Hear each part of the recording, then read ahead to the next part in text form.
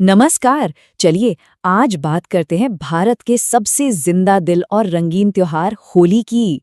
देखिए, ये सिर्फ रंगों का खेल ही नहीं है, ये तो प्रेम, अच्छाई और एक नई शुरुआत की कहानियों से सजा हुआ एक जश्न है, जिसे हम फागुन महीने की पूर्णिमा को मनाते हैं। तो आइए इसके गहरे मतलब को समझते हैं। अच्छा, कभी सोचा है कि होली में ये रंग आए कहाँ से? इसकी जड़ें ना एक बहुत ही प्यारी और चंचल प्रेम कहानी से जुड़ी हैं। ऐसा माना जाता है कि भगवान कृष्ण ने ही वृंदावन में राधा और गोपियों के साथ रंग खेलने की ये खूबसूरत परंपरा शुरू की थी। और इसीलिए होली अपने दिल में सबसे पहले प्रेम का ही त्योहार है। ये एक ऐसा पर्व है जो हमें रिश्तों में मिठास खोलने और प्यार के अनगिनत रंगों में सराबोर हो जाने का पैगाम देता है। तो हमारा पहला पड़ाव यही है, प्रेम और रंगों का ये अनोखा संगम। आइए जरा और गहराई से जानते हैं कि कैसे राधा और कृष्ण की दिव्य प्रेम कहानी इस पूरे त्योहार की आत्मा बन गई।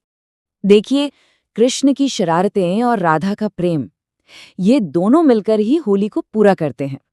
कहते हैं कि कृष्ण ने ही रंगों से खेलने की लीला शुरू की थी, और आज भी हम सब उन्हीं की लीलाओं को याद करके एक दूसरे को रंग लगाते हैं।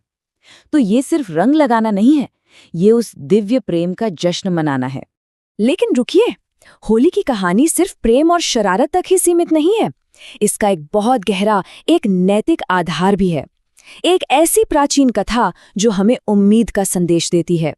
चलिए अब देखते हैं कि ये त्योहार कैसे बुराई पर अच्छाई की जीत का प्रतीक है। ये कहानी है भक्त प्रहलाद की। उनके पिता राजा हिरण्यकश्यप इतने अहंकारी थे कि वो चाहते थे सब भगवान को छोड़कर सिर्फ उनकी पूजा करें। लेकिन प्रहलाद, जो भगवान विष्णु के पक्के भक्त थे, उन्होंने साफ मना कर दिया। तब गुस्से में राजा ने अपनी बहन होलिका के साथ मिलकर एक साजिश रची। होलिका को वरदान था कि वो आग में नहीं जलेगी। वो प्रहलाद को अपनी गोद में लेकर धधकती आग में बैठ गई। लेकिन हुआ क्या? भक्ति की शक्ति ने प्रहलाद को तो बचा लिया, और होलिका खुद उस आग में जल गई। और बस इसी घटना की याद में होली से ठीक एक रात पहले होलिका दहन होता है। ये सिर्फ एक आग नहीं है दोस्तों, ये प्रतीक है बुराई के अंत का और नेकी की जीत का।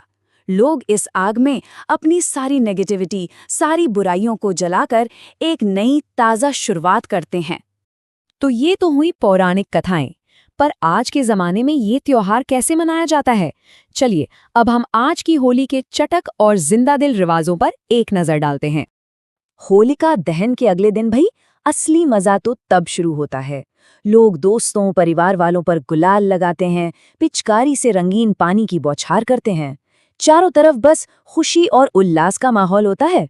घरों में गुजिया और मालपुआ जैसी लजीज मिठाइयाँ बनती हैं। और सबसे अच्छी बात क्या है? लोग पुराने गिले शिकवे भुलाकर एक दूसरे को गले लगा लेते हैं। तो इन सभी कहानियों, इन सभी परंपराओं को अगर हम एक साथ देखें तो होली हमें असल में सिखाती क्या है?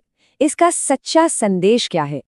देखिए, होली का दिल बस यही कहता है कि हम अपने अंदर की बुराइयों को, जैसे कि गुस्सा, नफरत, घमंड, उसी होलिका की आग में जला दें।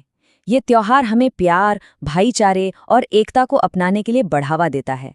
ये एक मौका है टूटे रिश्तों को जोड़ने का और जिंदगी में फिर से मिठास घोलने का। तो जाते जाते बस एक सवाल, इस होली हम सब अपने जीवन की कौन सी एक बुराई को उस आग में जलाकर एक नई और सकारात्मक शुरुआत करना चाहेंगे? सोचिएगा जरूर।